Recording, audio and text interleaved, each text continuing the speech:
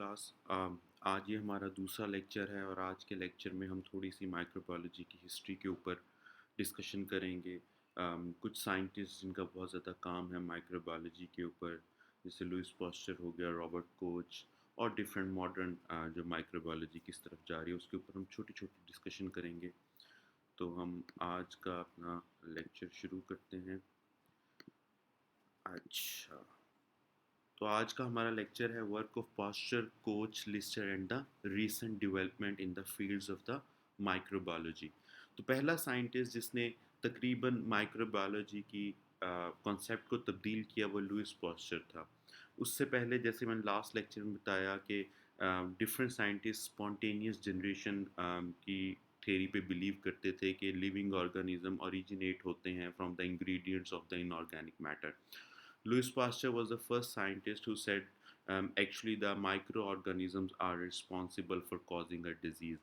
He presented a theory known as the germ theory, जो आज हम सब जानते हैं जो germ theory के बारे में कि किस तरह माइक्रो ऑर्गेनिज्म रिस्पॉन्सिबल होते हैं डिजीज कॉज करने में. So he was a French scientist.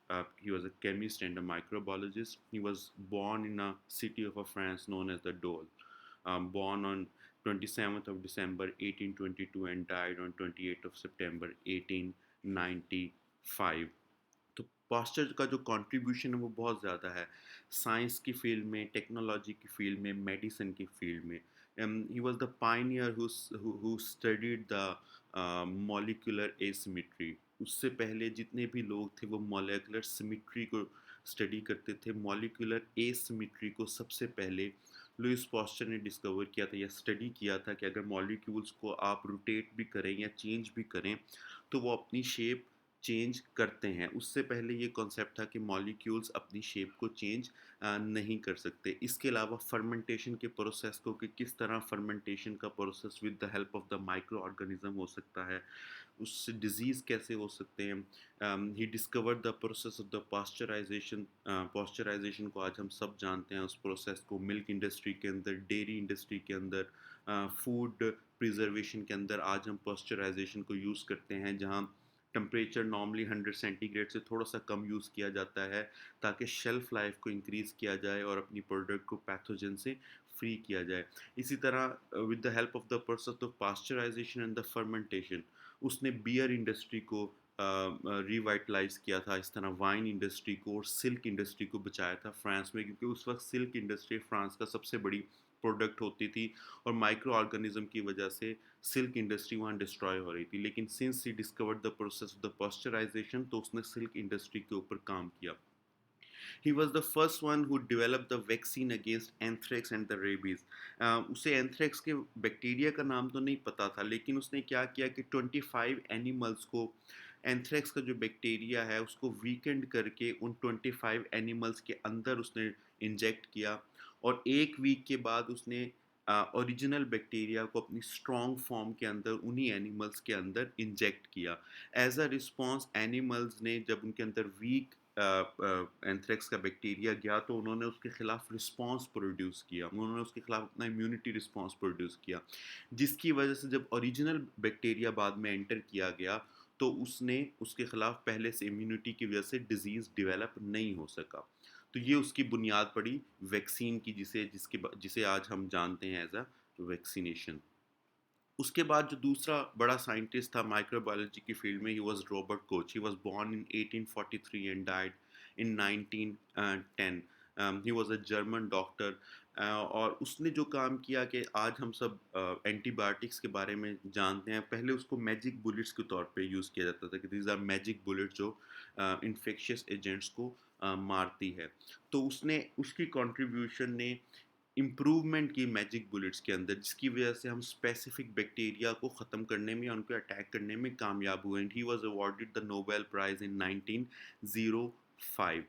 अच्छा, उसने अपना जो सा एंथ्रेक्स के ऊपर काम किया था लुइस पॉस्चर ने, उसी की बुनियाद पर उसने बैक्टीरियम बेसिलस को एक्चुअली एक्सट्रैक्ट कर लिया था. उसको वो पहला बंदा था जिसे मालूम हुआ कि anthrax is cause by a bacteria called the bacterium bacillus. उसने क्या किया कि एक शीप जो एंथ्रेक्स की वजह से जिसकी डेथ हुई थी उसके टिश्यू से उसने एंथ्रेक्स के बैक्टीरिया को एक्सट्रैक्ट किया और उसे माइस के अंदर इंजेक्ट किया या माउस के अंदर इंजेक्ट किया, और कुछ दिनों के बाद माउस ने डिजीज़ डेवलप किया एंड ही डाइड।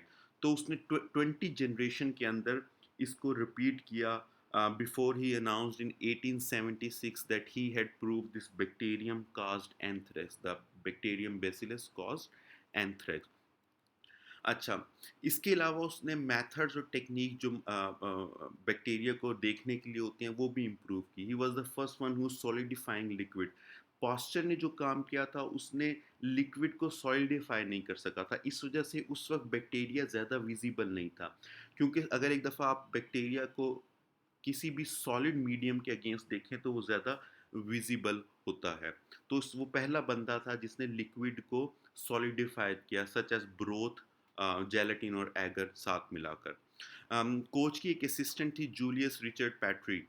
उसने पैट्री डिश डिस्कवर की थी 1870 या 1880 के अंदर। पैट्री डिश एक्चुअली यूज़ होती है बैक्टीरिया को ग्रो करने के लिए, उसे अंडर द माइक्रोस्कोप देखने के लिए। इसके अलावा कोच ने और क्या काम किया था कि उसने स्टेनिंग ऑफ बैक्टीरिया की थी।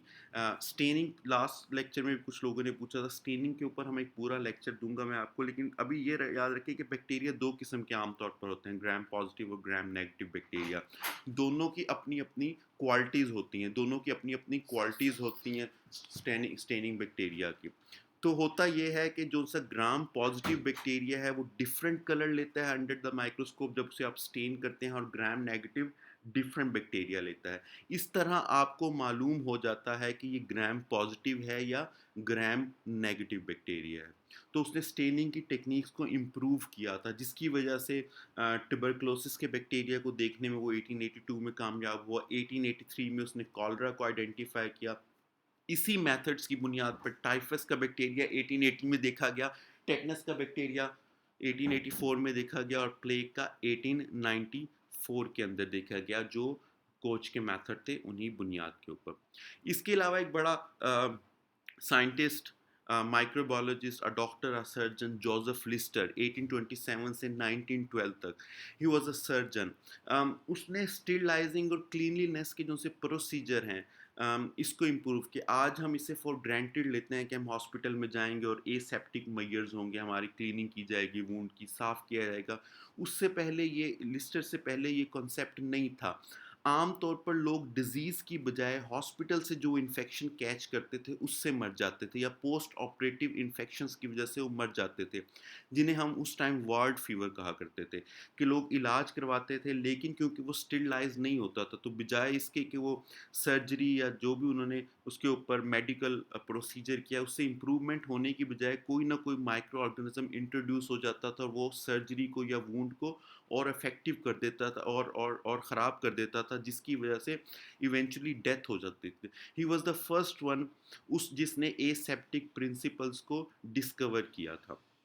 उसने भी वही जो से लुइस पॉस्चर का प्रिंसिपल थे उसी को यूज़ किया था कि वूंड को अगर हम वूंड को केमिकल्स के साथ साफ करें तो उससे क्या फ़र्क पड़ेगा। तो उसने कार्बोलिक एसिड जिसे हम फिनॉल कहते हैं उसको यूज़ किया था ड्रेसिंग करने के लिए वूंड की, जिसकी वजह से जो सी इन्फेक्शन थी वो बहुत रिड्यूस हो गई थी। फिर उसने इन्हीं चीज़ों को इक्विपमेंट्स और इंस्ट्रूमेंट्स के ऊपर यूज़ किया कि अगर हाथ धोए जाएं एक्सपेरिमेंट करने से पहले या ऑपरेशन करने से पहले, इंस्ट्रूमेंट को स्टेरिलाइज किया जाए, थिएटर जहां ऑपरेशन होता है ऑपरेशन थिएटर उसको कार्बोलिक एसिड के साथ स्प्रे किया जाए, तो उससे स्प्रेड ऑफ डिजीज या इन्फेक्शन को लिमिट किया जाता है, जिसकी वजह से इस प्रैक्टिसेस की वजह से उस वार्ड के अंदर इन्फेक्शंस बहुत कम हो गई थी।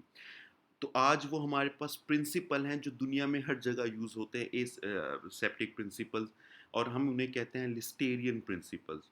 और इसको हम फादर ऑफ एंटीसेप्टिक सर्जरी भी कहते हैं। अच्छा, ये तो होगी थोड़ी सी हिस्ट्री। मॉडर्न माइक्रोबायोलॉजी अब किस तरफ जा रही है, क्योंकि रीसेंट पास्ट में या उससे पहले जो काम हुआ इन तीन साइंटिस्ट की डिस्कवरीज की बुनियाद के ऊपर, उसने माइक्रोबायोलॉजी इंडस्ट्री को बहुत ज़्यादा बूम दिया। अब माइक्रो ऑर्गेनिजम्स को आप डिफरेंट इंडस्ट्रीज़ में यूज़ करते हैं जहां वो आपके लिए बेनिफिशियल साबित होते हैं। जैसे पहले लुइस पॉस्चर ने फर्मेंटेशन या पॉस्चराइजेशन में उसको यूज़ किया। इसी तरह मॉडर्न इंडस्ट्री में आज पॉस्चराइजेशन की बुनियाद पर आप डेयरी इंडस्ट्री के अंदर इसे यूज़ करते हैं, फूड इंडस्ट्री के अंदर यूज़ करते हैं। कंट्रोल ऑफ डिजीज़ आपका बेटर हो गया है। आप इंस्ट्रूमेंट को स्टेरिलाइज़ कर लेते हैं। इसके अलावा माइक्रो ऑर्गेनिज़्म यूज़ किए जाते हैं विटामिन प्रोड्यूस करने के लिए, अमाइनो एसिड प्रोड्यूस करने के लिए, एंजाइम्स, ग्रोथ सप्लीमेंट्स, ये सारी जितनी चीज़ें आपको मिलती हैं, ये सारे माइक्रो ऑर्गेनिज़्म यूज़ किए जाते हैं।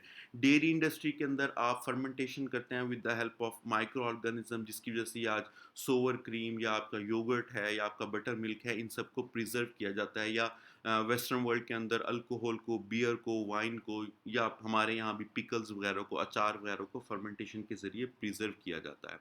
एक दूसरा डिसिप्लिन जहाँ माइक्रोबायोलॉजी का बहुत ज़्यादा रोल हुआ है वो है बायोटेक्नोलॉजी। बायोटेक्नोलॉजी के अंदर एक्चुअली हम लिविंग माइक्रो ऑर्गेनिजम्स को यूज़ करते हैं फार्मास्यूटिकल प्रोडक्ट्स बनाने के लिए या कोई भी प्रोडक्ट बनाने के लिए। Biotechnology basically use of living micro organism है ऐसी प्रोडक्ट्स बनाने के लिए जो ह्यूमन रेस के लिए या किसी के लिए बेनिफिट हो सकें। आमतौर पर फार्मास्यूटिकल इंडस्ट्री में यूज़ की जाती है और ये यूज़ की जाती हैं ह्यूमन हार्मोन इंसुलिन बनाने के लिए, एंटीवायरल या रेट्रोवायरल सब्सटेंस जैसे इंटरफेरोन है। इंटरफेरोन शायद वो वाहिद रेट्रोवायरल ड्रग है जो आपकी वायरल रेप्लिकेशन को स्टॉप करती है, उसको ख़त्म तो नहीं करती लेकिन उस रेप्लिकेशन को स्लो कर देती है, इसकी वजह से वायरस इतना ज़्यादा स्प्रेड नहीं करता। HIV या एड्स के अंदर ये वाहिद ड्रग है रेट्रोवायरल ड्रग जो हम यूज़ करते हैं। इसके अलावा numerous blood clotting factor use किए जाते बनाए जाते हैं इससे। डिज़ॉल्विंग एंजाइम यूज़ किए गए हैं और बहुत सी वैक्सीन्स को, तकरीबन तमाम ही वैक्सीन्स को माइक्रो ऑर्गेनिजम्स के ज़रिए बनाया जाता है। जैसे मैंने आपको पहले वैक्सीन का कॉन्सेप्ट बताया था कि वीकेंड माइक्रो ऑर्गेनिज्म को या लेस वीरुलेंट फॉर्म के अंदर उसको बॉडी के अंदर इंट्रोड्यूस करवाया जाता है ताकि आपके जो से इम्यून सिस्टम है वो उसके खिलाफ इम्यूनिटी प्रोड्यूस करे और आपके मेमोरी सेल्स उसको रिमेंबर कर लें। इसी तरह बैक्टीरिया की रीजनरेशन इंजीनियरिंग की जाती है। री इंजीनियरिंग जैसे आप एग्रीकल्चर फील्ड के अंदर देखते हैं कि कोई वैरायटी आप देखते हैं सीड कॉटन की आ जाती है या वीट की आ जाती है कि ये डिजीज़ रेजिस्टेंट है या इंसेक्ट रेजिस्टेंट है या फ्रोस्ट रेजिस्टेंट है। वो बेसिकली बायोटेक्नोलॉजी के ज़रिए वो बैक्टीरिया को इंट्रोड्यूस करवा के उस जीन को थोड़ा सा चेंज कर देते हैं, जिसकी वजह से या कोई नया जीन इंट्रोड्यूस करवा देते हैं जो जो रेजिस्टेंट होता है। इसी तरह बहुत सी डिफरेंट इंडस्ट्रीज़ के अंदर बायोटेक्नोलॉजी का यूज़ किया जाता है और कहा जाता है कि नेक्स्ट जनरेशन शायद बायोटेक्नोलॉजी की जनरेशन होगी। तो ये क्लास हमारा आज का लेक्चर था। अगर आपको कुछ समझ नहीं आया तो आप मुझसे व्हाट्सएप ग्रुप में मैं आपको शेयर करूँगा, तो आप मुझसे क्वेश्चन कर लीजिएगा। ज़ूम मीटिंग अभी मुझे कुछ बिज़ी हूँ तो ज़ूम मीटिंग शायद हमारी 1-2 वीक के बाद होगी। इसके अलावा आपका कोई भी क्वेश्चन होगा तो आस्क मी। तब तक के लिए थैंक यू। अल्लाह हाफ़िज़।